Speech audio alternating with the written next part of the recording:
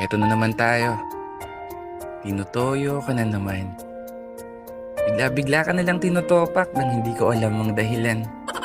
Okay naman tayo kanina. Bakit bigla na lang napalitan? Yung mga ngiti sa labi mo na paborito kong halikan. Striktong patnubay at gabay ng magulang para sa mga batang kinikilig. Mag-aali lang po ako ng isang tula para sa mga babaeng di ko malaman kung kulang sa pansin o baka kulang sa lambing. Kaya ayan, paborito mo na lang gawin, magligalig sa maghapon. Pag sinuyo, galit pa rin. Toyo ka ba?